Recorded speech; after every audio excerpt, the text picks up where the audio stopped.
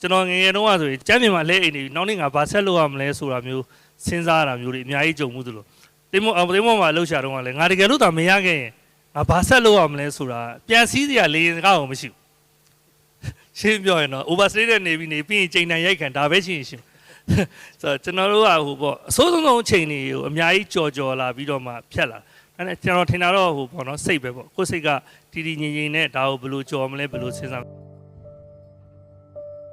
3,300နဲ့8,000ကျော်တည်တာမှာ9,600ကလာဘတ်တာတစ်မျိုးတည်းတည်တယ်လူ9,600မျိုးတစ်မျိုးတည်းမှတည်တာစဉ်းစားလိုက်တဲ့အခါကျတော့ကန်ဆိုးလို့တည်တယ်ဆိုပြင်လည်းကျွန်တော်တို့ဆင်းရဲလို့တည်တာအများကြီးပါတယ်ကျွန်တော်ဆင်းရဲတယ်တိညံနေတယ်နောက်ကျွန်တော်တို့အိမ်တွေကဝလုံးလေးတွေနဲ့ကမ်းပေးမှာစောက်ပြီးနေတယ်တုံတစ်သားရင်တောင်းဆိုတော့မသိဘူးဆိုတော့ကျွန်တော်တို့ရဲ့ဆင်းရဲတဲ့ဒဏ်ကကျွန်တော်တို့ရဲ့အတိညံနေတဲ့ဟာတွေကကျွန်တော်တို့ခါးစည်းခံရရတယ်အဲ့တော့ကျွန်တော်တို့အနေနဲ့အဲ့တုန်းကတက်နေတယ်မြတ်ကျွန်တော်တို့ဝိုင်းလုပ်တယ်ရှိသမျှအဖွဲ့အစည်းတွေနဲ့ကျွန်တော်တို့ကူညီရတယ်နောက်ဆုံးပိတ်ကျွန်တော်အနေနဲ့ပေါ့နော်ဒီနောက်ဆုံး UNICEF တို့ဘာလို့နဲ့ပါပေါင်းပြီးတော့ကျွန်တော်တို့အိမ်ဆောက်အကုန်လုံးပြောင်းပြီးတော့ကျွန်တော်တို့ကူညီပေးခဲ့တယ်ပေါ့အဲ့ဒါတော့ကျွန်တော်တို့ Nugget နဲ့ပတ်သက်ပြီးတော့ကျွန်တော်ဒါပေမဲ့ဘာဖြစ်သွားလဲဆိုတော့ Nugget ဖြစ်ပြီးတော့ကျွန်တော် sanction ဖြစ်တယ်ဒါကျွန်တော် just sharing မှာလူဘဝဟိုမချိမဆန်အခက်အခဲတွေကြုံရမှာပဲဘာလို့လူတွေလည်းဘယ်သူမှကိုယ့်အကောင်းပြောမှာမဟုတ်ဘူးเนาะဒီကောင်တွေခွင့်ရလို့သွားလှုပ်တာပါဘာမှလှုပ်เสียမရှိဘူးကျွန်တော် AR တိုင်းသားကျွန်တော်ဒေသလူ3သိန်းလောက်တည်တယ်ကျွန်တော်ဘ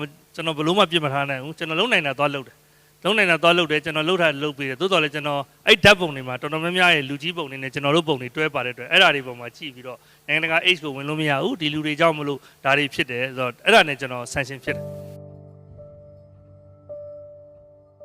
ဖြူတဲ့ထဲကိုမမဲအောင်ထိမ့်ဝင်တအားခက်မဲကျင်လွယ်လွယ်လေး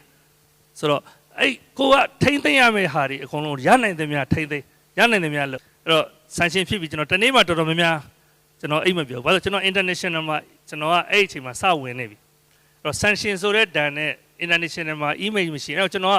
အားလုံးလည်းလူငယ်တွေကိုမှာစေချင်တာက business တစ်ခုလုပ်မယ်ဆိုရင်တော့ reputation မထိအောင်အမြဲတမ်းစူးစမ်းပါနောက်တစ်ခါ email ကိုလုံးဝမပြတ်စင်နဲ့ဖြစ်ခဲ့ရင်လည်းစိတ်မပြတ်နဲ့ပြန်တိဆောက်